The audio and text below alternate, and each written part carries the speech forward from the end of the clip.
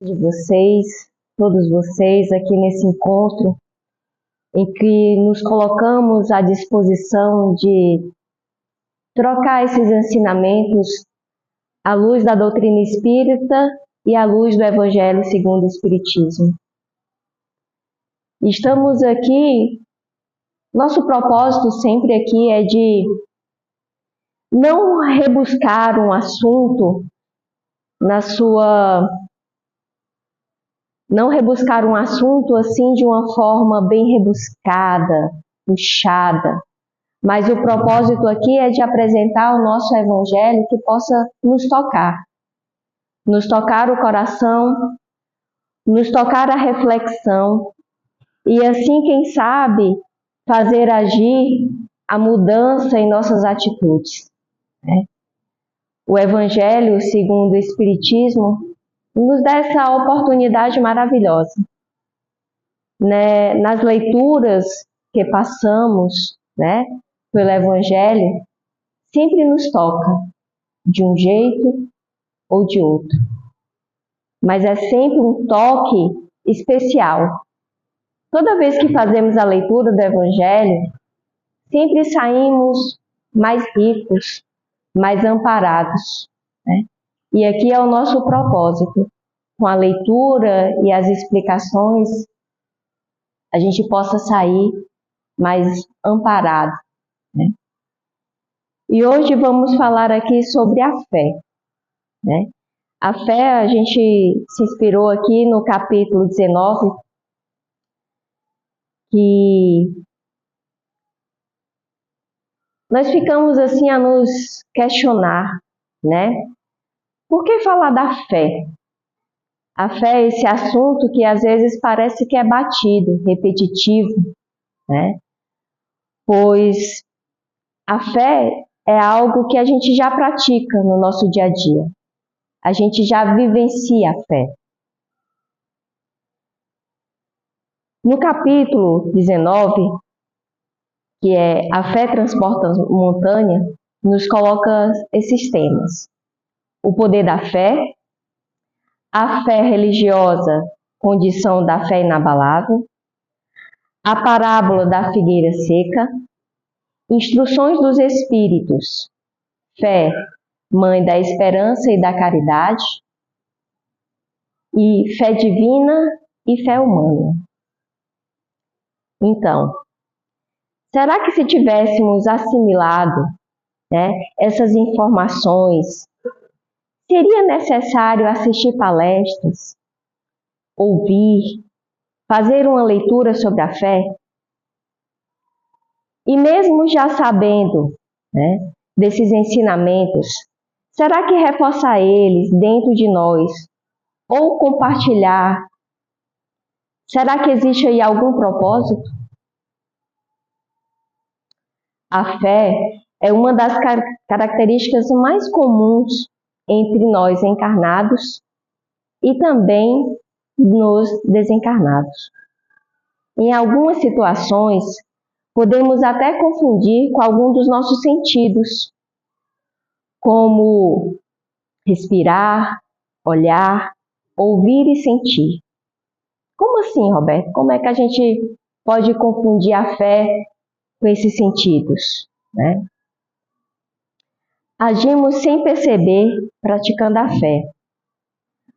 Por exemplo, quando a gente vai pegar um ônibus e acha que não vai conseguir, você fica lá, não, vai dar tempo, eu vou conseguir lá chegar a tempo de pegar aquele ônibus ou de chegar a tempo para aquele evento.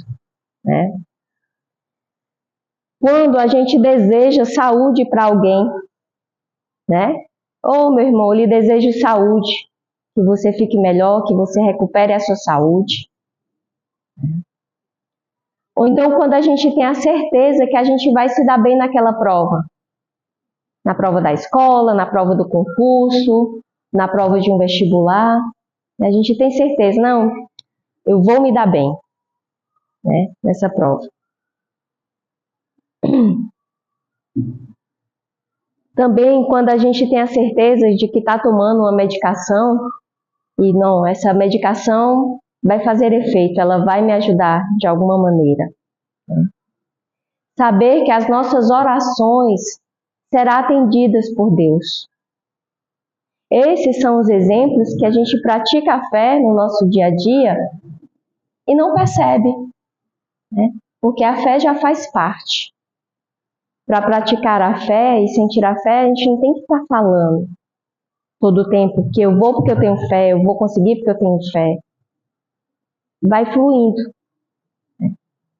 Em alguns momentos de nossas vidas, só somos capazes de ouvir, sentir, vivenciar situações por termos fé, né? Já é um pouco diferente. Eu só consigo sentir e vivenciar porque a fé nos proporcionou esse momento. Por exemplo, quando a gente consegue dar um abraço em uma pessoa que a gente não vê há muito tempo. E aí aquela saudade, aquele encontro, a gente abraça e fica feliz e tem aquele sentimento que só o abraço é capaz de traduzir. Ou então, quando a gente recebe uma carta psicografada de um ente querido. Foi a fé que nos moveu até aquele momento. Porque de uma forma ou de outra, a gente sabia que ia conseguir, né? Receber aquele abraço para matar a saudade, ou receber notícias do ente querido que já está no plano espiritual. A doutrina espírita, ela tem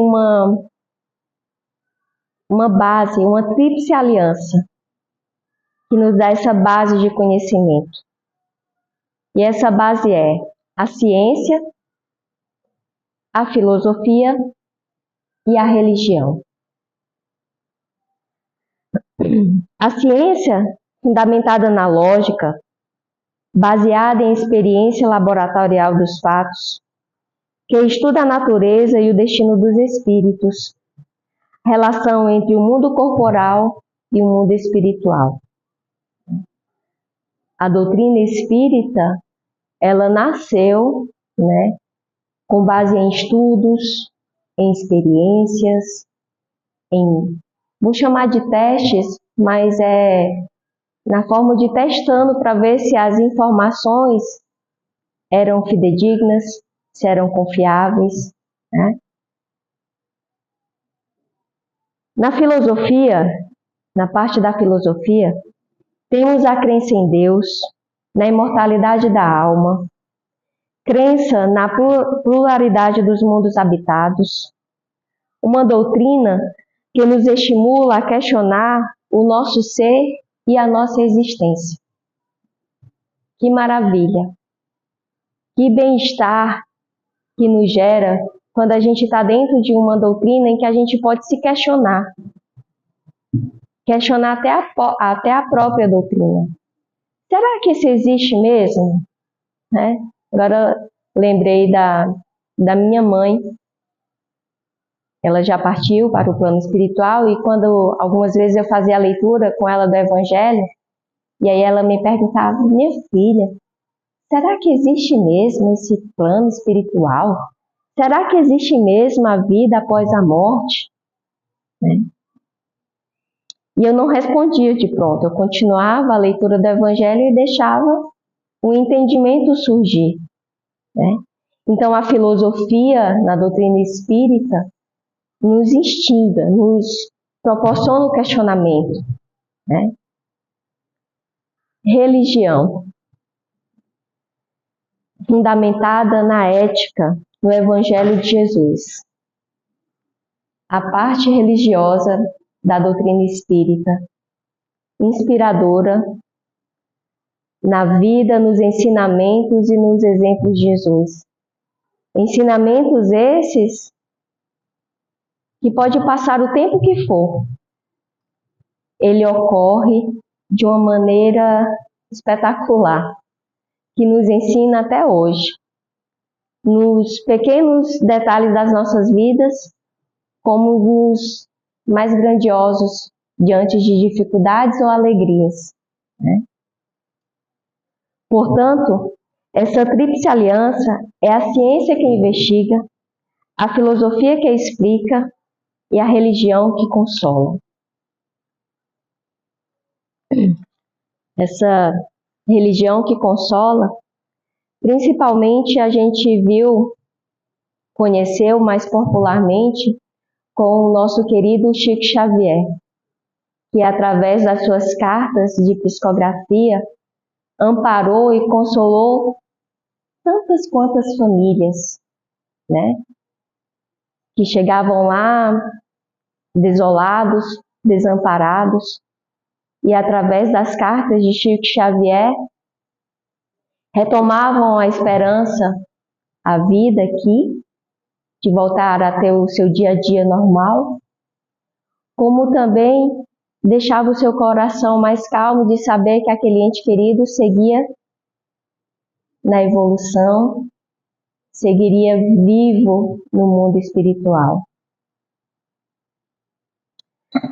Allan Kardec, em seus estudos aprofundados, nos coloca que a fé pode nos ser imposta, ou seja, a fé cega, e a fé através da lógica, através da razão.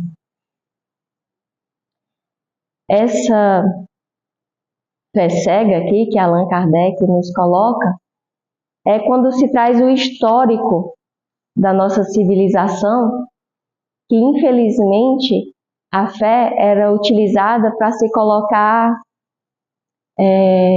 para se impor regras, né? Se impor comportamentos, né? Então as pessoas tinham que ter fé para obedecer. Mas aí a doutrina espírita nos inspira e nos coloca a fé através da lógica e do raciocínio, da razão. Aqui nós vamos ler trechos do Evangelho e fazermos algumas reflexões. Esse primeiro texto nos fala do incrédulo. Incrédulo é aquela pessoa que não tem fé, que desacredita. A resistência do incrédulo, é preciso nisso convir, pretende-se frequentemente menos a ele do que a maneira pela qual se lhe apresenta as coisas. A fé é preciso uma base, e essa base é a inteligência perfeita daquilo que se deve crer. Para crer, não basta apenas ver, é preciso, sobretudo, compreender. A fé cega não é mais deste século. Ora, é precisamente o dogma da fé cega que faz hoje o maior número de incrédulos, porque quer se impor e exige a abdicação de uma das mais preciosas prerrogativas do homem, o raciocínio e o livre-arbítrio. É essa fé contra a qual, sobretudo, se obstina o incrédulo, e da qual é verdadeiro dizer que não se prescreve, não admitindo provas, ela deixa no espírito um vago, de onde nasce a dúvida. A fé raciocinada, a que se apoia sobre os fatos, e a lógica, não deixa atrás de si nenhuma obscuridade. Crê-se porque se está certo, e se não está certo, senão quando se compreendeu. Eis porque ela não se dobra, porque não há fé inabalável senão aquela que pode encarar a razão face a face em todas as épocas da humanidade. Aqui é um trecho onde a gente pode ver que a fé não pode ser imposta, ela tem que ser compreendida. Nós adquirimos a fé, quer seja agora ou depois. Porém, depois de adquirida, não deixamos mais de ter. Quando a fé alcança de fato algo verdadeiro dentro de nós, a gente não deixa de ter. A gente não tem dúvida. E essa frase aqui, bastante conhecida de Allan Kardec, né, que ela pode ser encarada face a face em todas as épocas da humanidade. tem que ter racionalidade, tem que ter razão, tem que ser compreendido e fazer sentido. Senão não é uma fé que vai te dar uma base forte. Na doutrina espírita, é fé lógica, raciocinada, que não aceita nenhuma superstição, nenhum rito espiritual. Não temos sacerdócio. É a religião da criatura com seu Criador. Conversamos com Deus sem intermediários. Podemos nos fazer próximos de Deus através de nossas orações, que normalmente as nossas orações são de pedidos, né? Visto o grau de evolução que ainda estamos. Mas que essas orações são respondidas através de inspirações. Então, como aqui a gente está tentando explicar, na doutrina espírita a gente não tem rito, né? A Roberta aqui, para passar uma mensagem, precisa estudar, precisa se preparar. Mas não tem nenhuma... eu passei de faixa, eu tenho que ser doutora, eu tenho que ganhar muito dinheiro, né? Não. Tem que ter conhecimento, estudo e boa vontade. E isso é confortante, né? Porque a doutrina espírita, ela atinge o homem de muita sabedoria, de muito estudo, como o homem simples e humilde. Outro trecho aqui do Evangelho. O poder da fé recebe uma aplicação direta e especial na ação magnética. Por ele, o homem age sobre o fluido, agente universal. Lhe modifica as qualidades e lhe dá uma impulsão, por assim dizer, irresistível. Por isso, aquele que há um grande poder fluídico normal junto a uma fé ardente, pode apenas pela vontade dirigida para o bem, operar nesses fenômenos estranhos de cura e outros que outrora de uma leitura natural. Tal motivo pela qual Jesus disse aos seus apóstolos: se não curastes, é que não tinhas fé. Vou tentar aqui falar de uma historinha simples daquele homem que ficava lá no poço em Genezaré, esperando o milagre acontecer. E então Jesus um dia chegou, né, para ele. Ele já estava lá há muitos anos, muitos anos. Porque aquela água, quando era tocada a primeira vez por uma estrela, ela causava um milagre. E ele estava lá, ele não andava, e ele esperava por aquele milagre. E Jesus perguntou a ele: meu irmão, você quer ser curado? Sim, eu quero. Pois então, levanta e anda. E ele andou. Né? Ficou feliz. Só que Divaldo, em uma de suas palestras, quando ele contou essa história, ele fez uma reflexão que às vezes a gente não quer ser curado. Porque aquele homem ficou ali muitos anos. Se ele ficou ali muitos anos, por que ele não ficou lá na pontinha da água, para que quando a água tocasse ele já caísse? Por muitos anos ele ficou lá atrás, esperando. Quando tocava a água, ele dizia: tocaram a água! E ele não chegava a tempo, nunca chegava a tempo. Então, tem momentos em nossas vidas em que a gente, às vezes, não enxerga, não quer alcançar aquele objetivo, não quer ser curado. É difícil, Roberta, de entender isso, eu não quero ser curado. É porque, às vezes, a gente guarda situações, por exemplo, guardar a mágoa. Se a gente está guardando a mágoa, será que a gente quer ser curado?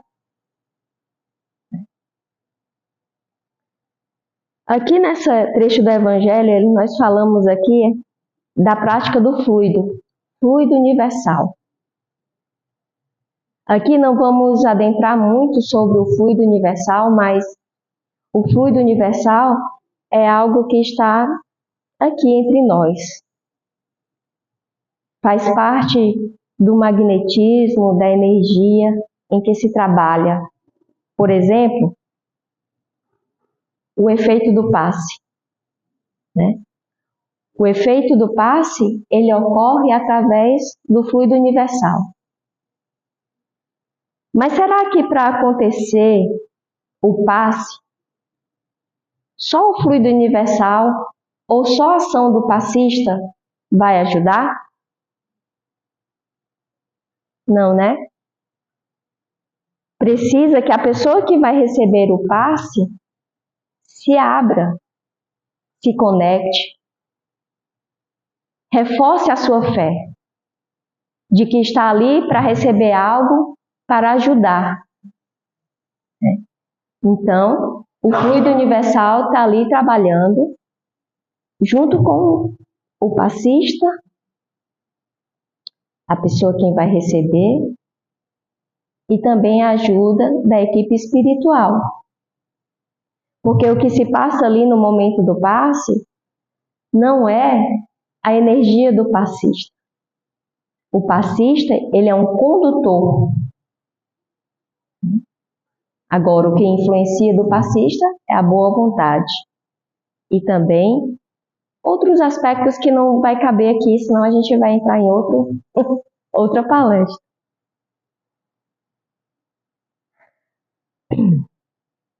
E com fé, o fluido recebido irá beneficiar o reparo necessário para o nosso corpo físico e espiritual.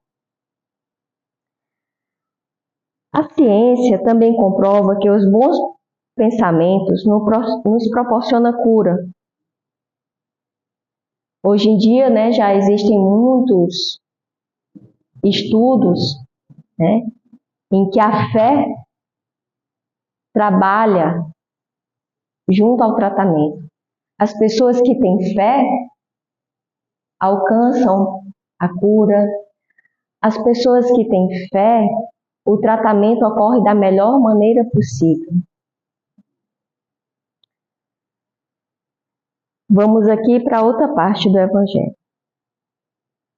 A fé, para ser proveitosa, deve ser ativa, não de se entorpecer. Mãe de todas as virtudes que conduzem a Deus, devem velar atentamente pelo desenvolvimento das filhas que nela nascem. As filhas que nascem da fé é a esperança e a caridade. Tente, pois, a fé em tudo que ela tem de bom e belo, em sua pureza e em sua racionalidade. Não admiteis a fé sem controle, filha cega da cegueira. Amai a Deus, mas sabeis por que amais. Crede em suas promessas, mas sabeis por que nelas credes. Segui nossos conselhos, mas inteirai-vos do fim que vos mostramos dos meios que vos trazemos para atingir. Crede e esperai sem fraquejar. Os milagres são a obra da fé. Então, como a gente colocou, né? A gente precisa entender o mecanismo da fé. Ela não ocorre de um mero, a gente chama assim de um mero milagre, ela é construída. E é preciso ser compreendida Vamos aqui colocar de uma forma prática. Para a gente alcançar alguns objetivos no mundo em que a gente vive aqui. Por exemplo, será que basta ser médico para curar? O Toninho aqui vai dizer um belo dia, eu sou médico e agora eu vou curar as pessoas. Ele vai conseguir só porque ele quer ser médico? Não, né? Ele vai ter que estudar. Estudar muito. Será que para cozinhar eu preciso entender dos alimentos e dos utensílios? Será que quem nunca cozinhou vai chegar lá numa cozinha e vai fazer uma refeição deliciosa? Quantas de nós, meninas e meninos aqui, né, já queimamos arroz, feijão, a carne ficou dura, só viu que estava ruim quando foi comer. A gente precisa praticar, precisa experimentar. Para andar de bicicleta, é só eu subir na bicicleta e já vou sair pedalando? Não. É preciso praticar e cair muitas vezes. Ralar o joelho, chorar, dizer eu não quero mais, aí depois fica olhando ali para a bicicleta, mas eu quero. E eu vou de novo. Assim também se comporta a nossa fé. A gente não sabe se vai conseguir, mas vai estudando, vai praticando, vai caindo, vai experimentando de novo. Às vezes a gente pede em nossas orações e aí não alcançou aquele pedido. E a gente fala, pedis e obtereis. Roberta, eu rezo, todo dia eu peço, mas eu não consigo.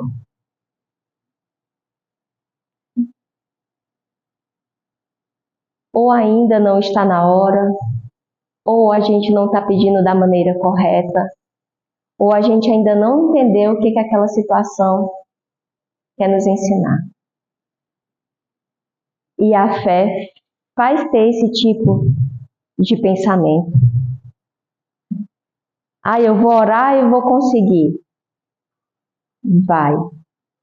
Mas entende o que tu está pedindo. Por isso que a gente fala assim também, cuidado com o que tu pede. Cuidado. Porque tu vai conseguir.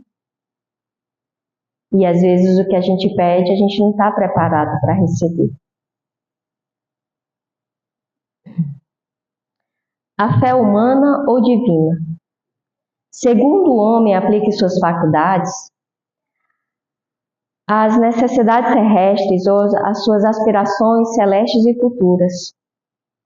O homem de gênio que persegue a realização de alguma grande empresa triunfa se tem fé, porque sente em si que pode e deve alcançar.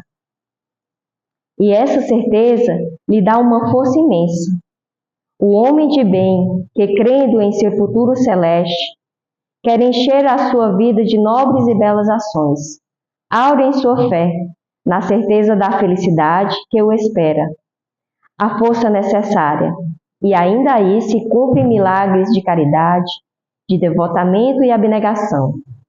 Enfim, com a fé não existem más tendências que não se possam vencer.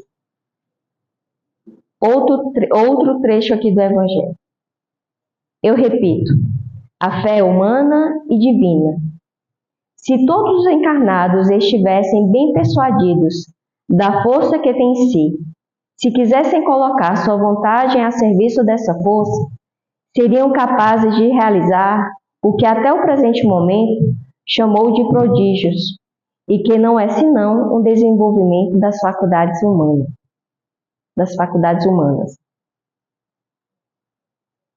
Então, meus irmãos, Daí que nossa crença na vida futura, no plano espiritual, nos dirige para o entendimento das nossas ações agora, no presente.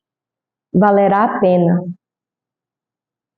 Aqui no plano físico, de uma única existência, não conseguimos aprender tudo, realizar tudo o que temos de melhor. Nós temos que descobrir qual o sentido da vida. Para que eu estou aqui na Terra? O que eu vim fazer aqui? Certamente é para ser feliz, fazer feliz com quem nos cerca. Nossas vidas têm que ter um objetivo. A imortalidade da alma deve ser esse objetivo, pois mais longa que seja nossa existência aqui na Terra, um dia nós vamos para o plano espiritual. Por isso, precisamos investir na nossa vida espiritual. A fé nos dá uma certa beleza interior, e fé espírita, que é raciocinada, ela é fundamentada em nossa experiência. O poder da fé revela-se em nossas atitudes. Estamos em busca de construir algo de melhor em nós, e essa crença que nos abre horizontes lindos que jamais iríamos conseguir alcançar se não fosse pelo poder da fé. O poder da fé leva-nos à bondade, atitudes boas perante a vida, nos liberta das paixões, dos problemas, dos desafios, das dificuldades. Essa liberdade aqui dos problemas, das dificuldades, é no sentido que a liberdade é de saber viver com tudo que a vida nos oportuna. Quer seja a felicidade, quer seja as dificuldades. Caminhando com fé, não seremos falhos, porque a alegria e a tristeza demasiada não serão empecilhos de nossa evolução. Em alguns momentos de muita alegria da vida, a gente não quer que acabe nunca. Minha vida agora está perfeita. Estou saudável, tenho alimento, tenho trabalho. A minha família está tudo bem. Em outros momentos, a vida está de cabeça para baixo. Muito dolorosa, com muitas dificuldades. E a fé vem nos fazer manter esse equilíbrio. Que a alegria demais não nos impeça de evoluir e que a tristeza demais não faça nos afundar. E é isso, meus irmãos, que hoje eu coloco aqui para vocês. Que tenhamos fé na vida futura, na vida espiritual. Que assim nos façamos o planejamento no agora, de nos melhorar, de nos fazer o bem uns aos outros. Que a paz e o amor de Jesus esteja conosco hoje e sempre. Que assim seja.